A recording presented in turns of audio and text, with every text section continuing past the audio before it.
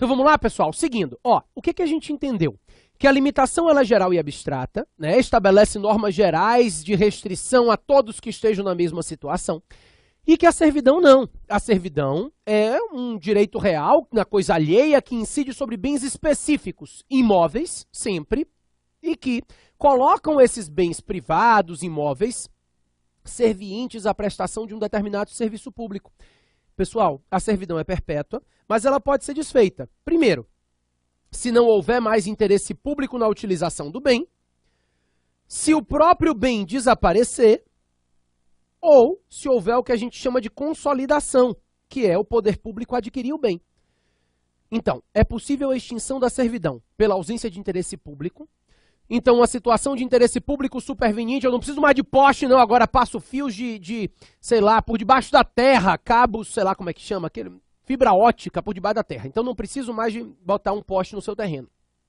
Ou então, o bem desapareceu, né? Eu queria botar uma plaquinha no seu muro, não tem mais muro. Ou então pela consolidação. Se o poder público adquire o bem que era objeto de servidão, não há mais servidão. Porque a servidão é um direito real na coisa alheia. Quando o sujeito se torna proprietário do bem, deixa de haver servidão sobre aquele bem. Bacana?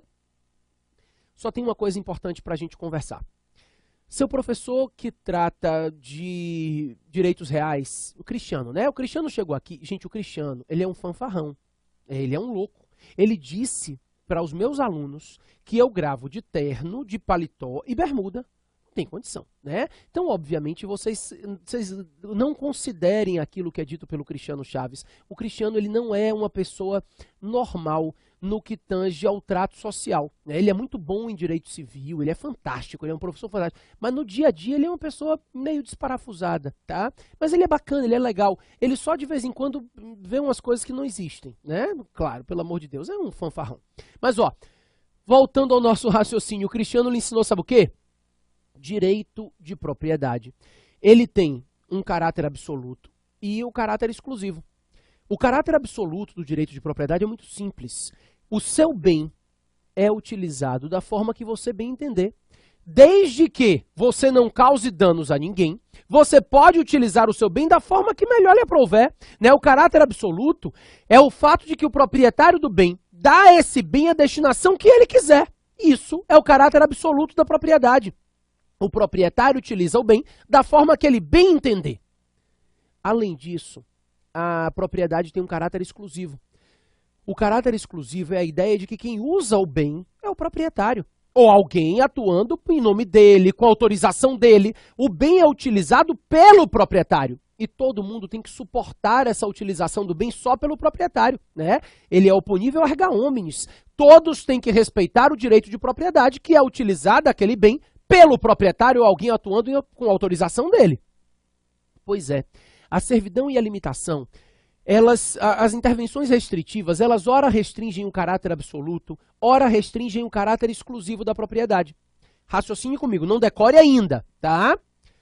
Quando o Estado diz que no seu bem você só pode construir um prédio de no máximo 4 andares, você continua utilizando o seu bem sozinho? Claro, você usa o seu bem sozinho. Mas você agora pode fazer no seu bem o que você quiser? Não. Ou seja, a limitação, ela afeta o caráter absoluto da propriedade. Você já não pode fazer o que você quiser no seu bem. Se você quiser construir, por exemplo, você só pode construir no máximo 4 andares, né? Então essa limitação, ela acabou afetando o caráter absoluto. A utilização do seu bem fica limitada às disposições do Estado. Olha o segundo caso. Quando o Estado bota uma plaquinha no seu muro, uma servidão, você continua fazendo no seu bem o que você quiser? Sim. Mas você está utilizando o seu bem sozinho? Não. O Estado também está utilizando o seu bem, juntamente com você. Ou seja, a servidão está afetando o caráter exclusivo da propriedade, porque o poder público está utilizando o bem juntamente com o proprietário. Essa é a ideia. Na prova, eles vão inverter. Se você tiver decorado, você erra. Se você raciocinar, você não erra mais. A limitação, ela afeta o caráter absoluto da propriedade. O proprietário, ele utiliza o bem, mas essa utilização fica limitada pelas imposições do Estado. Já na servidão, o que existe é a afetação do caráter exclusivo da propriedade. A servidão afeta o caráter exclusivo e o proprietário não utiliza mais o bem sozinho. Agora, o Estado utiliza o bem, ele se serve do bem juntamente com o proprietário. Bacana? Maravilha. Pessoal, além da servidão e da limitação, nós temos o tombamento. O tombamento é uma forma de intervenção autônoma, tá? Estou falando isso porque alguns doutrinadores, grandes doutrinadores, o Celso Antônio Bandeira de Mello, por exemplo, até hoje, defende que o tombamento nada mais é do que uma espécie de servidão administrativa.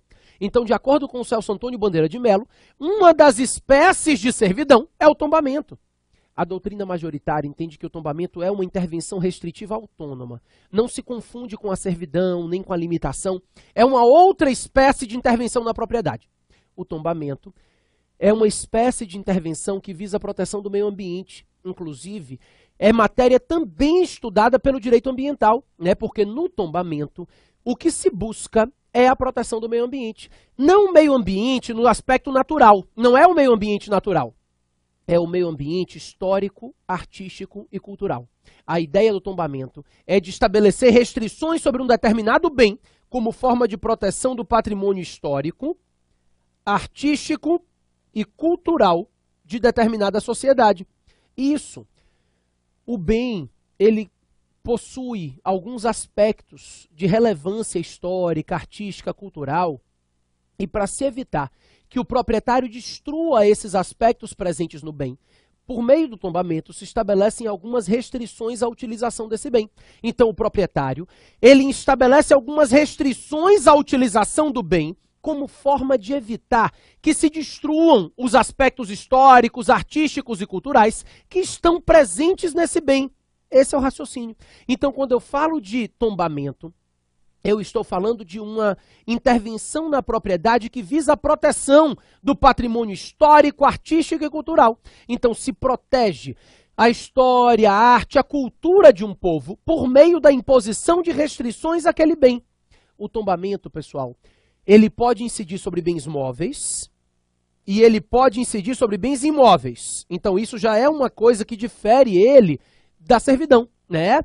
O tombamento também é um direito real, mas ele incide sobre bens móveis ou imóveis. Então, é possível se tombar um casarão, mas é possível tombar uma cadeira, um quadro, né? É possível que o tombamento recaia sobre bens móveis ou imóveis, desde que esse bem, móvel ou imóvel, remonte à história, à arte, à cultura daquele povo. Deixa eu te falar uma coisa. Para fins de prova, o tombamento só pode recair sobre bens corpóreos, tá? A matéria não é pacífica. A Maria Silvia Zanella de Pietro, ela defende a possibilidade de tombamento sobre bens corpóreos e incorpóreos. Então, de acordo com a Maria Silvia, seria possível o tombamento de bens materiais e o tombamento de bens imateriais. Isso não é verdade, tá? Com todo respeito à grande doutrinadora que ela é, isso não é verdade. Na prática, inclusive, isso não é utilizado, tá? O tombamento incide sobre bens corpóreos e os bens incorpóreos sofrem registro ambiental. Então, é possível incidência de registro ambiental sobre bens incorpóreos. Tombamento somente sobre bens corpóreos, tá? Os bens corpóreos são tombados e os bens incorpóreos são registrados. Sabe por quê, pessoal? Porque as características do tombamento, elas não se coadunam com a natureza de bens incorpóreos. Então, um sujeito vai dizer assim, tombaram o acarajé. Pessoal, não é verdade. Porque se tombassem o acarajé, quando você pegasse aquele bolinho e desse a primeira mordida, era crime ambiental. E não tinha jeito, porque o bem tombado não pode ser destruído. Então, obviamente, não é crime ambiental comer um acarajé. Logo, o acarajé não foi tombado. O que existe é um registro ambiental sobre o patrimônio imaterial da receita do acarajé, tá? Então, no outro dia, fizeram um centenário do Jorge Amado. O Jorge Amado completou 100 anos de nascido, depois de morto, né? Mas fizeram, não importa. 100 anos do Jorge Amado. Aí, nos 100 anos do Jorge Amado, disseram, sabe o quê? Tombaram a obra do Jorge Amado. Não, registraram, né? Não tombaram. Eu peguei os meus livros do Jorge Amado quando eu saí do 3º ano e queimei tudo, porque eu não suporto o Jorge Amado. Tenho direito, né? Velho, indecente. Tem gente que gosta, eu não gosto. Queimei tudo porque eu tenho direito. E aí, o que acontece? Isso é crime? Não, os livros eram meus. Não houve tombamento sobre esses livros. O que existe é um registro. sobre o patrimônio imaterial da obra do Jorge Amado. Então, esse registro sobre o patrimônio imaterial incide sobre a obra em si e não sobre os bens especificamente considerados, né? Não há tombamento de bens incorpóreos. Existe registro, tá? O tombamento em si ele já é registrado. Então, o tombamento deve ser registrado no livro do tombo. E se forem bens imóveis, além de registrar no livro do tombo, registra no cartório de registro de imóveis, tá? Então, efetivado o tombamento, registra o tombamento sobre esse bem. E o mesmo bem pode sofrer vários tombamentos. Se o bem for de interesse local, ele vai ser tombado pelo município. Se ele for de interesse regional, ele vai ser tombado pelo Estado. E se ele for de interesse nacional, ele vai ser tombado pela União. E se ele for de interesse da humanidade, ele é tombado pela Unesco. Mas isso não me interessa, porque aí é direito internacional, né? No direito interno, no direito administrativo, existem 3 possibilidades de tombamento: local, regional e nacional. E é possível que o mesmo bem seja ao mesmo tempo de interesse local, regional e nacional. E aí ele vai ser tombado 3 vezes. E aí vai haver o tombamento pelo município, pelo Estado, pela União, e um não interfere no outro. Então tombou, registra lá. O segundo tombou, registra também. Problema nenhum. Cada tombamento que for efetivado vai ensejar um novo registro e a incidência das mesmas restrições. O mesmo bem pode ser tombado mais de uma vez. Quando você for olhar o registro, a matrícula do bem no cartório de registro de imóveis, vai estar o primeiro, o segundo, o terceiro tombamento. Não há interferência de um sobre o outro, tá? É possível que esse mesmo bem sofra ao mesmo tempo mais de um tombamento. Problema nenhum. Inclusive, se admite o tombamento de bens públicos. E não precisa respeitar a hierarquia federativa. Ou seja, o município pode tombar um bem da União. Não há problema em relação a isso. O Estado pode tombar um bem do município ou da União. Não há problema, tá? O tombamento sobre bens públicos é admitido. E, por fim, para a gente seguir para as restrições do tombamento, eu quero que você saiba que o tombamento tem caráter perpétuo. É aquilo que a gente também já conversou na servidão. Dizer que o tombamento é perpétuo não é dizer que ele é eterno, né? Por quê? O tombamento pode ser desfeito, porque não há mais interesse público no tombamento desse bem, ou também pode ser desfeito pelo desaparecimento do bem. Então aqui tinha uma mansão bacana, mansão Wildberg lá, que o povo casava, fantástica, caiu, foi, desmoronaram a mansão, obviamente, não está mais tombada, né? Então não há tombamento se o bem desaparecer, mas a princípio ele é perpétuo, porque o tombamento é instituído com prazo indeterminado. Quando se institui o tombamento, se institui esse tombamento sem prazo. Não é que ele seja eterno, mas ele tem caráter perpétuo, permanente. Cuidado. Quando você estiver estudando, você vai se deparar com o que a gente chama de tombamento provisório. Isso. O tombamento provisório existe, mas ele nada mais é do que uma medida cautelar administrativa. Então, no bojo do processo administrativo de tombamento, para evitar que o sujeito destrua o bem durante o processo, pode-se determinar o tombamento provisório daquele bem. Isso é tombamento provisório, tá? No bojo do processo administrativo de tombamento, para evitar que o sujeito destrua o bem durante esse processo, se determina o tombamento provisório. Daí, depois que esse tombamento provisório é convertido em definitivo, né, ao final do processo, aí ele é convertido em definitivo, que é o ato de tombamento em si. Esse tem caráter perpétuo, tá? Então o tombamento é perpétuo e o tombamento provisório existe nada mais, nada menos do que como uma medida cautelar na via administrativa. Perfeito. E aí, pessoal, efetivado o tombamento sobre um determinado bem, esse tombamento enseja ao particular obrigações de fazer, obrigações de não fazer, e obrigações de tolerar. Todas elas decorrentes do ato de tombamento, tá? Em virtude do tombamento, o proprietário do bem tombado fica sujeito a algumas obrigações de fazer, de não fazer e de tolerar. O que é isso? Primeira obrigação de fazer, o proprietário do bem tombado, ele tem o dever de conservação. Isso é que todo mundo conhece, né? O proprietário do bem tombado tem o dever de conservação desse bem. É a primeira obrigação de fazer. Ele é responsável por todas as benfeitorias necessárias à conservação do bem, no estado em que ele se encontra. Não é uma conservação qualquer, é a conservação nesse estado, mantendo os aspectos históricos, artísticos e culturais desse bem. Então, o proprietário do bem tombado, ele tem o dever de conservar o bem da forma em que o bem se encontra, com todo o interesse público, né, com todos os aspectos da história, da arte e da cultura. Então, a princípio, como obrigação de fazer, o Estado tem o dever de conservação do bem tombado. É obrigação do Estado conservar o bem na forma em que esse bem se encontra.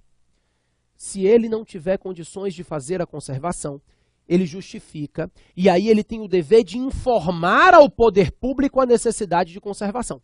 A princípio, o próprio particular tem o dever de conservar. Se ele não puder efetivar a conservação, aí ele tem que justificar e ele tem o dever de informar ao poder público essa necessidade de conservação dele, ok? Também, pessoal, como obrigação de fazer, o proprietário do bem tombado, ele pode alienar o bem tombado? Pode.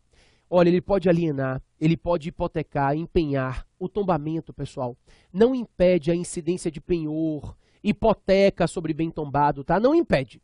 E também não impede a alienação. Só que aqui tem uma restrição. Ele não pode alienar livremente. Por quê? Em caso de alienação, primeiro, o proprietário deve oferecer esse bem ao poder público em preferência. O poder público tem até 30 dias para exercer o seu direito de preferência, como a gente já tinha visto. A mesma coisa lá da preempção, tá? O poder público, em até 30 dias, ele pode se manifestar interessado ou não no bem. Se em 30 dias ele não disser nada, presume-se que ele não tem interesse, e aí o particular vende para quem ele quiser, pelo preço que ele tinha oferecido ao poder público. Né? Mesma coisa, pela proposta que ele efetivou ao Estado, se o Estado se recusar expresso ou tacitamente, ele pode vender para quem ele quiser. Só uma perguntinha.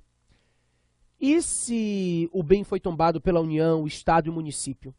O poder público, o particular, quando quiser alienar, tem que oferecer a quem primeiro? Aos três, não à ordem, tá? Ele tem o dever de informar aos três e oferecer aos três. Os três vão ter 30 dias para manifestar o seu interesse. Agora, se mais de um tiver interesse, a preferência será primeiro da União, depois do Estado e por último do município. Tá? Somente se mais de um tiver interesse, que a preferência vai ser primeiro da União, depois do Estado e, por último, do município. Ok? Além das obrigações de fazer, o proprietário do bem tombado tem algumas obrigações de não fazer. Primeiro, ele não pode destruir e nem modificar o bem, alterar o bem tombado. Ele não pode destruir o seu bem e ele não pode modificar ou alterar esse bem. Inclusive, pessoal, a respeito disso, a gente costuma dizer que qualquer reforma a ser feita num bem tombado depende de autorização especial do poder público. Eu não estou falando daquela licença que todo mundo que vai reformar em sua casa tem que ter, não. Eu estou falando de uma autorização especial. Qualquer reforma sobre bens tombados depende de autorização especial do poder público para evitar que o sujeito modifique, altere o bem ou destrua os aspectos históricos, artísticos e culturais desse bem. Isso vale sobre tudo, tá? Claro, o tombamento pode ser parcial e aí as restrições incidem somente sobre aquela parte do bem. Então existe, por exemplo, o tombamento da fachada. Aqui no Pelourinho, que é um bairro histórico em Salvador, o que existe é o tombamento da fachada da maioria das casas. Então dentro não tem problema, mas na fachada há um tombamento e aí se quiser reformar a fachada tem que ter autorização. Tranquilo, tá bom? Então a ideia é que qualquer reforma dependa de autorização especial, porque o proprietário não pode destruir nem modificar os aspectos desse bem. Também, pessoal, também como obrigação de não fazer, o bem tombado não deve sair do país. O proprietário não pode tirar o bem tombado do país. Então o bem tombado não sai do país, salvo por um curto período de tempo e com autorização do poder público. Então é possível que esse bem tombado saia para uma feira, para uma exposição. A princípio, o bem tombado não deve sair do país, salvo se for por um curto período de tempo e mesmo assim, desde que tenha autorização do poder público. Ok? Maravilha. Por fim, pessoal, o proprietário do bem tombado tem que suportar a fiscalização do Estado, né? É uma obrigação de tolerar a fiscalização do Estado incidente sobre esse bem, para que o poder público possa verificar se estão sendo cumpridas as regras estabelecidas para o tombamento. Maravilha, nenhum problema em relação a isso. Estamos entendidos? Só que a incidência de um tombamento sobre um bem enseja uma servidão aos terrenos vizinhos. Olha que bacana. Lembra que eu disse que tinha servidão instituída por lei? Eu vou dar o exemplo agora. O tombamento, ele gera automaticamente a servidão dos prédios vizinhos ao bem tombado. Exatamente. É porque a ideia é de que os prédios vizinhos, ele não pode impedir nem a visualização e nem o acesso ao bem tombado. Então, o prédio vizinho ao bem tombado, ele não pode impedir a visualização e ele não pode impedir o acesso ao bem tombado. Se o prédio vizinho fizer isso, ele vai atrapalhar, né, confundir a utilização desse bem. Logo, a servidão do prédio vizinho é porque o bem tombado é o prédio dominante e o prédio vizinho é um prédio serviente. E por isso, esse prédio vizinho não pode ser construído de forma a impedir a visualização ou a impedir o acesso ao bem tombado, tá bom? Deixa eu te falar uma coisa. Existe uma discussão muito grande, por quê? Embora a doutrina majoritária entenda que isso é uma servidão, essa servidão ela tem caráter geral e abstrato e ela afeta o caráter absoluto da propriedade. Então, o terreno vizinho ao bem tombado significa todos os terrenos que estejam vizinhos a bens tombados. Ou seja, é uma restrição imposta de caráter geral para todos aqueles terrenos que sejam vizinhos a bem tombado. Não é específico. E segundo, afeta o caráter absoluto. Esse sujeito vai ter que construir respeitando limitações impostas pelo Estado. É por isso, pessoal, que a gente diz que essa servidão ela tem todas as características de uma limitação administrativa. Inclusive agora, nesse ano de 2014, isso caiu numa prova de segunda ou terceira fase, uma prova subjetiva da prova de procurador do município de São Paulo. A prova de procurador do município de São Paulo, numa questão subjetiva, perguntava acerca da servidão imposta aos terrenos vizinhos a bens tombados. Era para você dizer o quê? Era para você dizer que aquilo ali, embora seja tratada pela doutrina como servidão, ela tem uma característica muito próxima à de uma limitação. Todas as características inerentes à limitação administrativa estão presentes nessa servidão. Então, essa servidão seria uma servidão instituída por lei, mas ela é uma servidão que tem as características gerais de uma limitação administrativa. É geral e abstrata, né? Não gera a princípio o dever de indenizar. Ela também afeta o caráter absoluto e não o caráter exclusivo daquela propriedade. Então, existem algumas discussões acerca disso. Ok? Maravilha. Numa prova subjetiva vale a pena. Na prova objetiva é servidão administrativa decorrente do ato de tombamento. Além da limitação, servidão e tombamento, rapidamente nós temos a requisição administrativa e a ocupação temporária. Ó, a requisição administrativa, ela tem base no artigo 5º, inciso 25 da Constituição Federal. O artigo 5º, 25, ele é autoexplicativo. Ele estabelece uma regra de requisição muito simples. Ele diz assim: em casos de iminente perigo público, o Estado pode requisitar os bens do particular para resolver a situação de perigo, garantida a indenização ulterior em caso de dano. É isso que diz a requisição. Situações de iminente perigo público, o Estado pode requisitar o bem do particular para resolver a situação de perigo e, se houver dano, depois indeniza. A indenização é garantida de forma posterior, de forma ulterior, em caso de dano. Iminente perigo público, a requisita o bem, resolve a situação de perigo, depois indeniza, tá? Havendo dano, indeniza depois. Então imagine uma enchente, destruir um monte de casa, um monte de gente desabrigada, o Estado vai lá, requisita um galpão e coloca os desabrigados. Isso é uma requisição. É uma situação de perigo, né? Depois que devolver, vai verificar se houve dano, e se houver dano, vai ter que indenizar. Problema nenhum. Primeiro, a doutrina moderna vem dizendo que a requisição pode incidir sobre bens móveis, imóveis e até sobre serviços, tá? Então é possível se requisitar um hospital, os aparelhos do hospital e os serviços do hospital, problema nenhum. É possível a requisição sobre bens móveis, imóveis e serviços. Requisição sobre bem móvel acontece o tempo inteiro na televisão, né? Aqueles filmes de Hollywood, você está perseguindo o ladrão, aí vem um carro, ele faz o quê? O ladrão pegou um carro, ele vai, ó, requisita o carro de um particular e vai atrás do ladrão, explode, e aí indeniza depois, problema nenhum. Requisição de serviço, nós, o Celso Antônio Bandeira de Mello dá um exemplo muito claro. Nós, homens, somos reservistas. No dia que tiver uma guerra, o Estado pode requerer os nossos serviços para ir para a guerra. E se morrer, indeniza depois, a família ulterior, né? Indeniza, problema nenhum. Então, indenização posterior em caso de dano. Bacana. Se quiser aprofundar um pouquinho, é simples isso, mas se quiser aprofundar, pode aprofundar da seguinte forma. Seria possível a requisição de bens consumíveis. O bem consumível, direito civil, é aquele bem que, no primeiro uso, perde a sua utilidade, né?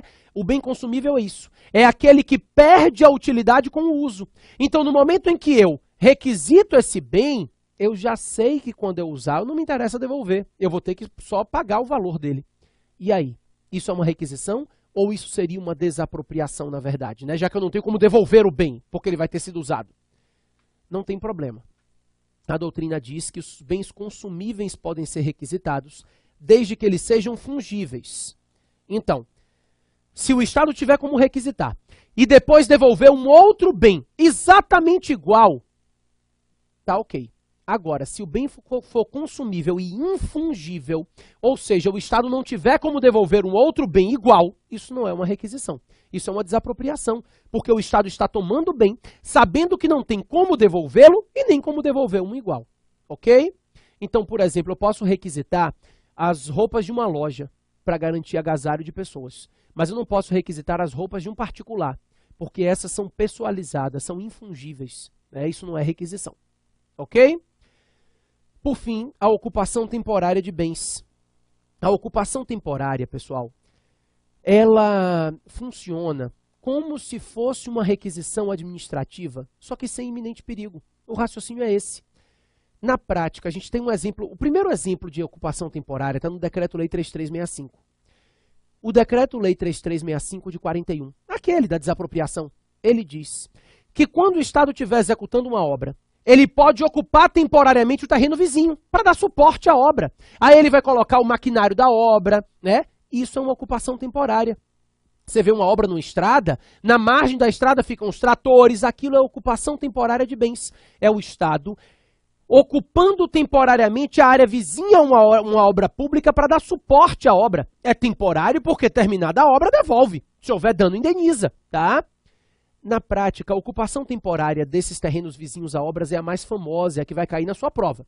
Mas hoje, qualquer situação em que o Estado precise utilizar o bem, né, sem iminente perigo, mas por interesse público ele precise utilizar o bem por prazo determinado, ocorre ocupação temporária. Se fosse indeterminado, seria servidão.